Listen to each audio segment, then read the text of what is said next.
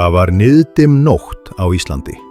Álfheiður Hugrakka sat í trjáhúsinu sínu og fægði steinasafnið sitt af mikilli nákvæmni. Allt í einu heyrði hún hátt puff fyrir utan. Hún leit út gluggan og nuddaði augun, viss að hún væri að dreyma. Ble, vaknaðu, rignir lýsandi sykurpudum. Blesu bjarta flaug út úr rúminu sínu og skildi eftir sig slóð á glitrandi svefnurki. Sykurpudar, gæspaði hún. Nei, Álfheiður, þetta eru ekki sykurpudar. Þetta eru brot af norðurljósunum. Himinin að detta niður í mólum. Þeir hlupu í at et skuggadal. Það den sem underleg gren og bleikljós komu. Þar voru tröllen, í miðjum hópnum stod trölli með sokkar nú. Vi kölum hans sokk og held að gömlum staf sem lísti eins og brjáludlögt. Abrakadabra, fótleggur geitar, breyttu þér í lampa, öskraði Sokkur og veifaði stafnum ofsalega í átt að himninum. Í hvert skipti sem hann var ferdig honum, sess, fyll grænljósbiti himni til jara og skoppaði eins og gummiboldi. Sokkur, hvad du at gera? Spurgte Álfheiður og beygde sig fra bleikum ljósbita sem taut framja. Hei, Álfheiður, sagði. Ég fann þennan töfra sprota hinna fornu.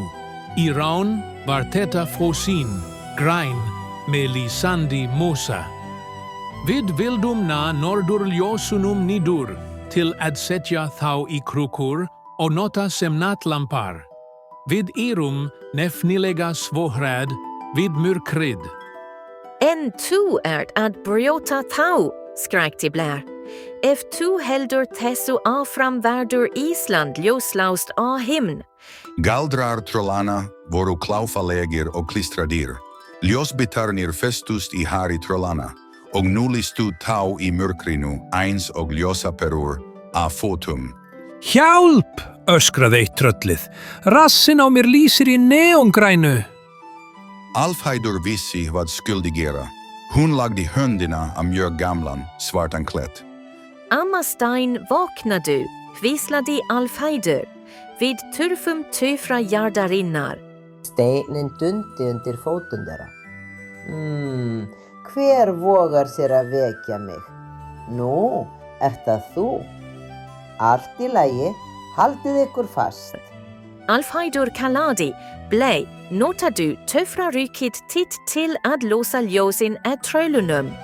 Blei flaug ofur rætt. Hún kastaði törlubul gultu stjörnuryki sem kitlaði tröllin.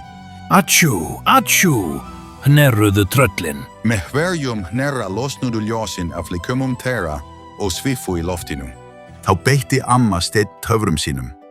Gufustrókur gaus upp úr jörðinni og ítti öllum ljósunum og álfareikinu upp, hátt upp, aftur til himins. Grænu og bleiku ljósin blönduðust giftareikinu frá blæ og skyndilega löguðust norðurljósin. En núna, í stað þess að vera bara græn, voru þá í laginu eins og lýsandi sokkar og jörðu. Tröllin klöppuðu. Þetta fallegt, sagði Sokkur, og sjáðu, það ekki lengur dimmt. Blæ lendi á nefinu á Sokki. Svo þið séuð ekki hrætt, sagði hún. Ætla ég að gefa ykkur þetta. Blær snerti nokkra steina á jörðinni og þeir urðu að tunglsteinum sem lýstu með mjúku hvítu ljósi. Steinlampar, hrópuðu tröllin glöð. Frá þessari nóttu eru norðurljósin á Íslandi þá fallegustu í heimi tökse ofar töfrum tröllanna.